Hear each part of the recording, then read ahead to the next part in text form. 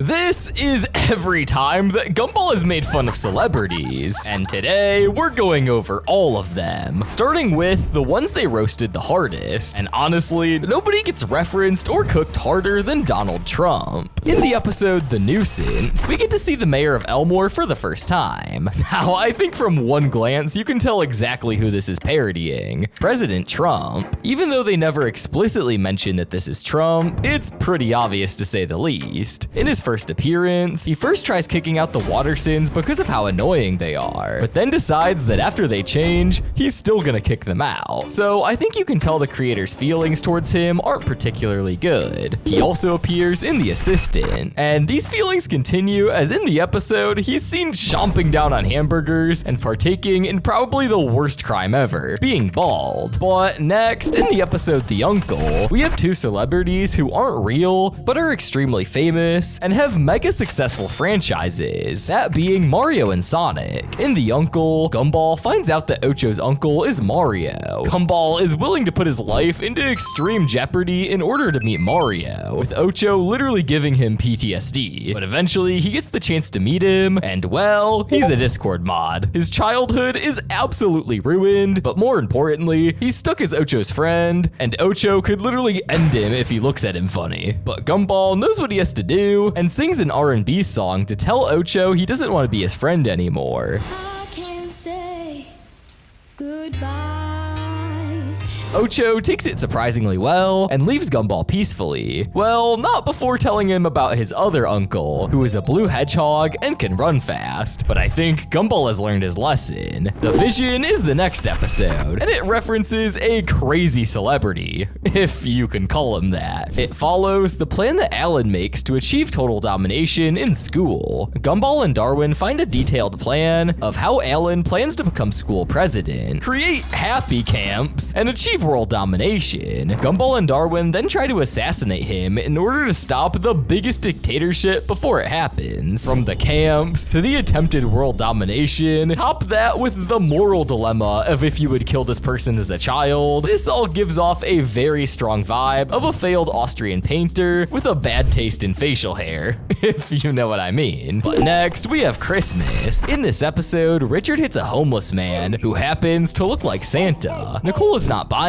it, but because the kids beg her, and because they don't want to get legally destroyed, she brings this guy into their house. The kids and Richard are fully convinced that this guy is Santa, with them trying to jog his memory to no avail. Eventually, Richard finds his sleigh and tries to deliver presents to make up for his misdeeds. But this goes terribly wrong, with him accidentally getting Gumball in the sleigh and almost crashing multiple times. This also leads to one of the presents falling out of the sack in the sleigh and hitting the homeless man. So it's pretty obvious this episode was roasting Santa. Santa isn't technically a celebrity, but you know, we'll call him that for the sake of this video. But our next celebrity that gets roasted is in the episode The Blame. In this episode, Billy's mom, Miss Parham, wants to ban video games because she believes they're a bad influence. Gumball tries to persuade her otherwise, but all of his examples fail, leading to the ban of video games. Gumball and the other kids are in peril until Gumball comes up with a plan to show the parents how books can be just as violent as video games. One of the examples they used was Shakespeare, first referencing Hamlet, and then just name dropping him directly in a rap song as an example of an author who uses violence in their stories. Who should really get the blame? Are books as bad as video games?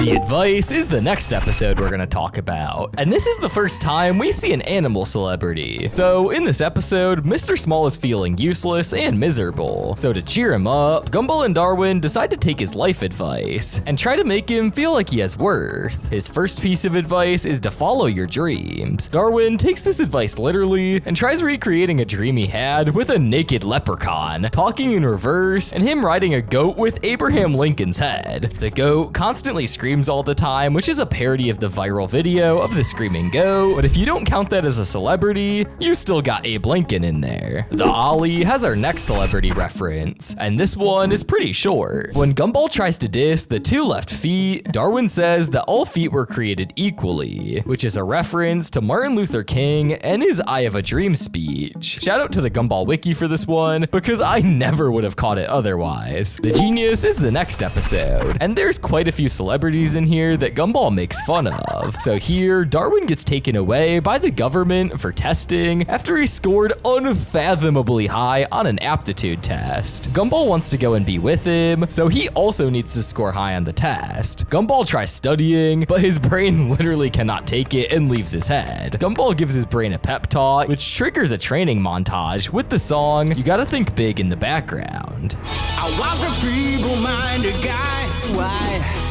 So many obstacles will... The song itself is a parody of Huey Lewis and News's iconic song "Hip to Be Square." But when the singer says, "The greatest minds of yesterday will be crushed to dust because I'm on my way," Gumball's brain destroys pictures of Albert Einstein, Charles Darwin, and Stephen Hawking. The sucker is the next episode, and this one's also pretty short. Gumball gets detention with this kid with a bomb for a face, who we've seen before, but this is the first episode where he's named. His name is Julius Robert Oppenheimer, Jr. Now, for those who don't know who Julius Robert Oppenheimer is, it's the man who led the Manhattan Project, which was a project to create the atomic bomb. Now, this Oppenheimer was not a junior, so I don't know if Gumball's Oppenheimer is supposed to be the son of a regular Oppenheimer or an alternative version of Oppenheimer, or maybe I'm looking too far into this. The money is next, and in this episode, Gumball and his family lose all their money after Richard turns all their money into gold and throws it into the ocean. They think all hope is lost until Larry gives them the opportunity to become the new spokespeople for Joyful Burger. However, Gumball is vehemently against the idea of selling out, whereas his family is far more willing to do it if it means they get food on the table. This is when the show starts to get really meta, because when they're contemplating what to do at home, Gumball's family would start to subliminally promote Joyful Burger. But the craziest part is Gumball sees through this and asks who they're talking to. This is a clear parody of Jim Carrey in The Truman Show. When him and his wife are arguing, she'll randomly start promoting some product, which leads to Truman asking the same question: "Who are you talking to?" The next episode is the bus. In this episode, the parents pretend to hijack the bus using their criminal alter egos. Alan's dad is given the codename Mr. White and looks exactly like the actor Bryan Cranston did in Breaking Bad. The character he was playing is Walter White, which is the exact same codename as Mr. White. Next is the procrastinators. In this episode, Gumball and Darwin are left home alone by Nicole, only told to do one thing: take out the trash, or else they'll experience the wrath of Termometer. Nicole's accent and her morphed phrase when she's in Termometer mode is supposed to be a parody of Arnold Schwarzenegger from the Terminator movies. In The Master, we get another Arnold parody because Nicole's outfit and general physique resembles Arnold in the movie Conan the Barbarian. Next up is the agent. In this episode, Gumball and Darwin have lost their clothes, so they go to the Lost and Found, where Gumball gets a suit and tie, and Darwin gets a dress. The attire makes Gumball appear like James Bond, and Darwin looks like a Bond girl. They then are forced to solve the mystery of the stolen items of the students. Now, Gumball isn't just parodying any Bond. He's going for the OG Sean Connery with his voice and mannerisms. The tag is next, and they didn't hold back in this one. In this episode, Gumball and Darwin have to stop their dad and Mr. Robinson from fighting after both of them were put under house arrest with an ankle monitor. Even though they both have tags and can't go outside, they're still able to mess with each other, usually via Gumball and Darwin, like Richard getting them to rub butter all over the Robinsons' floor, and Mr. Robinson getting them to use all of Richard's cheese. Eventually, they have enough, and they both want to get the other person to stop. They start by getting Mr. Robinson to quit it, and they basically do this by blackmailing him by saying they'll change his alarm clock to Justin Bieber unless he stops. And I'm not joking. The song they were going to use on the clock was a parody of Baby by Justin Bieber.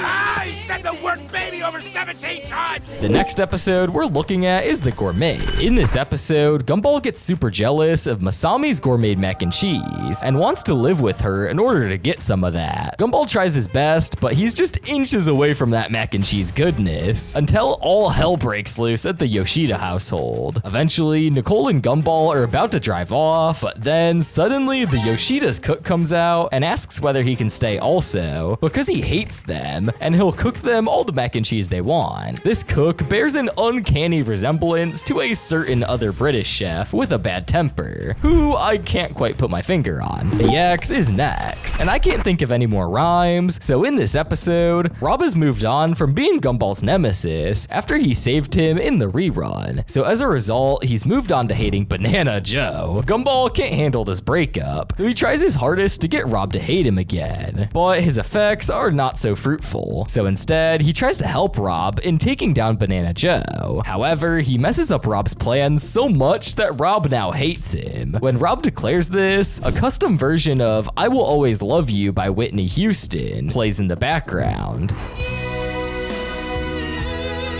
Fun fact, this is the first time I've ever heard this song, so yeah, I think the parody version is ingrained into my brain more than the actual one. The photo is next, and this episode revolves around how ridiculously unphotogenic Gumball is. It's picture day, but Gumball just can't seem to get a good picture of himself, so he has to come back later in the day to get a better photo. However, Gumball took so long trying to get a good picture that Banana Joe, who was next in line, had to hold his pose for a considerable amount of time. So much time, in fact, that when he went to get the picture taken, his body just couldn't handle him being in that pose anymore. So he just burst. When he came back to try to get a better picture, Banana Joe was waiting for him to get revenge because of how bad the picture turned out. When Gumball got to the gym where the photo was taken, Banana Joe was waiting and swinging his peel around like nunchucks as a clear parody to Bruce Lee and his films. The Guy is the next episode, and this one revolves around Anais meeting a new friend named Josh. He seems nice, but Gumball knows that, let's be honest, if someone wants to be Anais's friend, they must have something wrong with them. So he tests him by seeing how he'll treat a waiter, because according to him, to know a person, you have to see how they'll treat a waiter. This is a reference to Muhammad Ali, who said a similar thing, but even though they saw how Josh treated the waiter, they had no idea what Josh was really up to. Next is a short jab at the band Metallica in the episode The Apology, when Gumball and Darwin give Miss Simeon their report card. She is thrilled, because after taking one look at the signature, she knows it has to be forged, so she finally has dirt on them. When they call Richard to sign their suspension paper, I need you to sign their suspension card.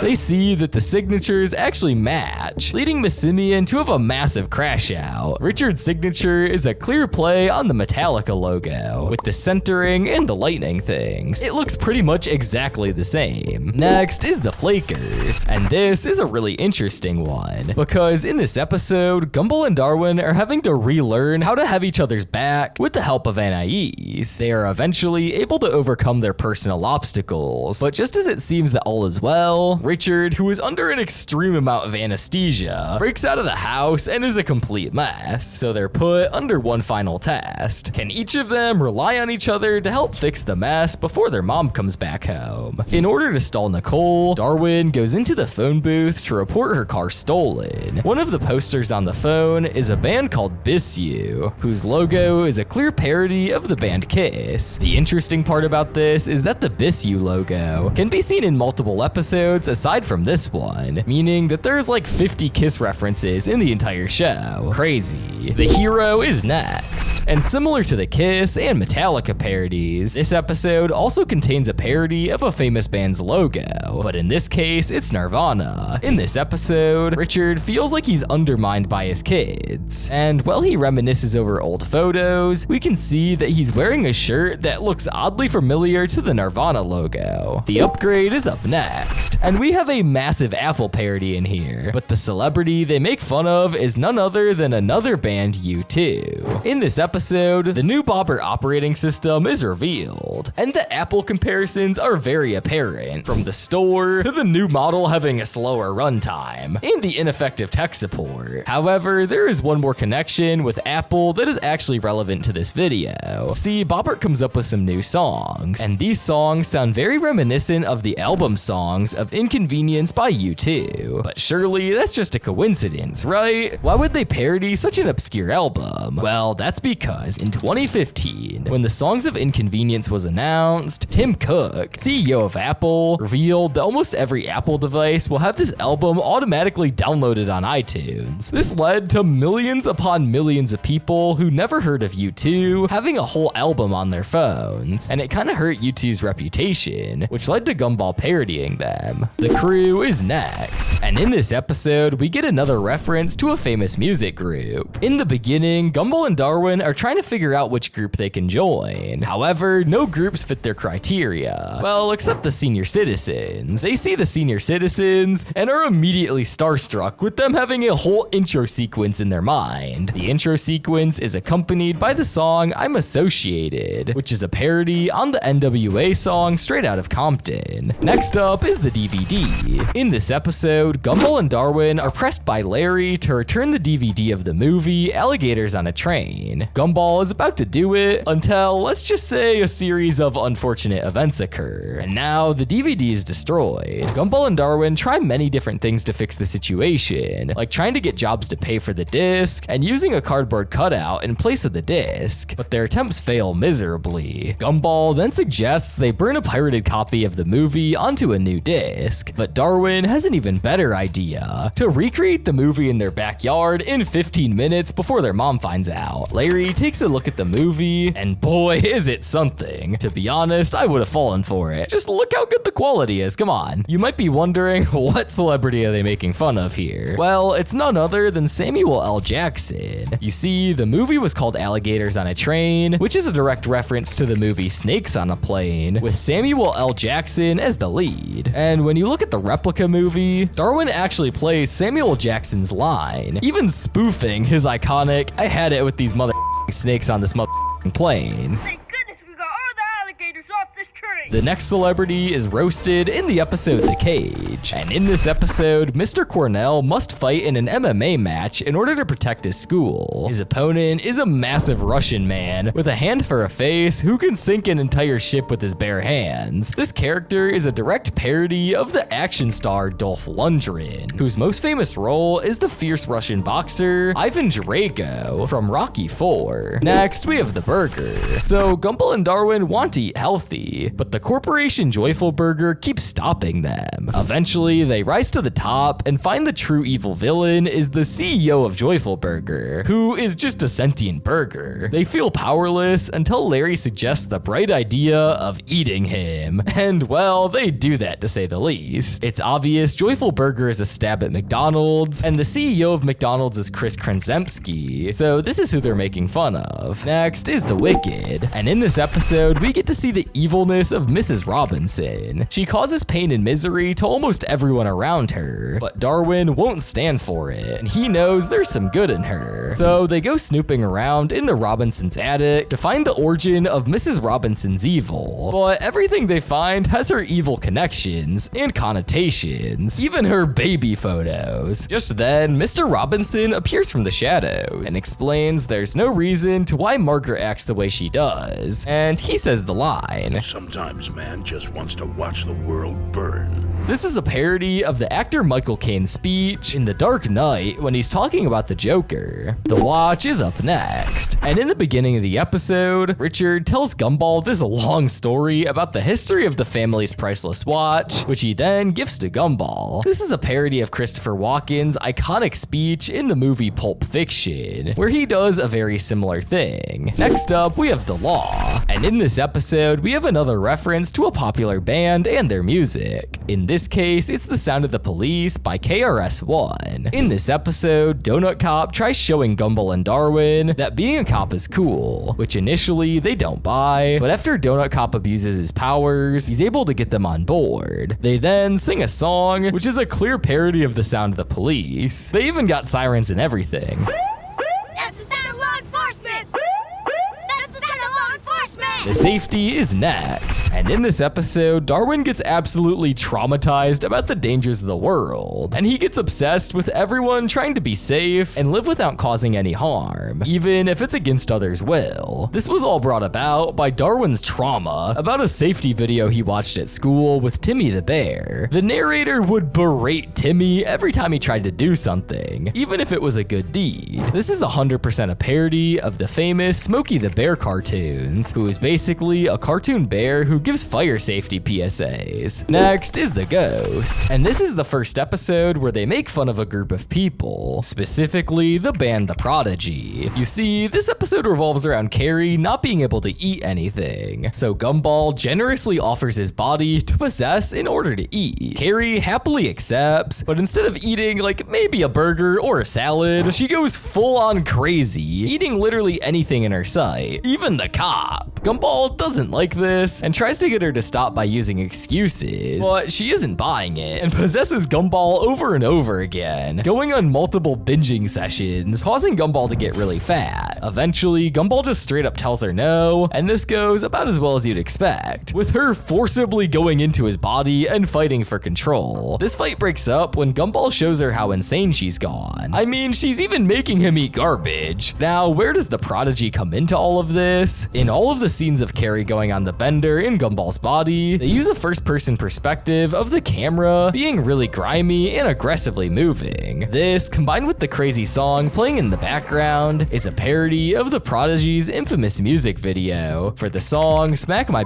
Up. Next up is the treasure, and in this episode, they don't just go after a single celebrity or even a band of celebrities. No, they go after an entire famous studio. So the episode starts off with Nicole coming back from the grocery store and asking the kids to help her out. The kids notice that the groceries this week are actually good. Nicole realizes that she's accidentally taken someone else's groceries, which gets the kids to ask her about why they can't have nice things. Nicole almost answers, but stops herself, getting the kids extremely curious. They look around their house and see that the entire house is filled with repurposed garbage and even other junk. The movie Richard is watching is quote-unquote a mockbuster from the bargain bin. This movie is not a parody of Ratatouille, but in fact, the infamous mockbuster Ratatouille. If you look at the design of the rats in the Gumball episode and the design of the rats in Ratatouille, it's almost identical. But that's not it though, because the movie also parodies another mockbuster, The Little Panda Fighter, a knockoff Kung Fu Panda with similar nightmare-inducing qualities. Why did Gumball choose to target these two movies? Well, they're both made by the notorious animation studio Brinqueda. If you're unaware, Brinqueda are like Pixar for mockbusters. Basically, whenever a big animation studio like DreamWorks or Pixar is going to release a movie, Video Brinqueda will start up a rip-off movie in the same year and try to trick people into buying it. They have basically been crowned the kings of bad animated movies, so the creators of Gumball saw this and decided they need to make fun of them, and I don't blame them. Next, we have the virus. In this episode, a colony of viruses led by the Commander virus are about to enter Gumball's body, but just before they do that, Terry forces Gumball to wash his hands, which actually kills all the viruses except for the Commander, who swears vengeance. The Commander virus gives multiple monologues and speeches about how he's gonna destroy Gumball, but the one that's relevant to the video is the final speech where he says, "I hope your body is ready." This is clearly a fun jab at the president of Nintendo America, Reggie Fils-Aimé, as that is also his most famous line. My body is ready.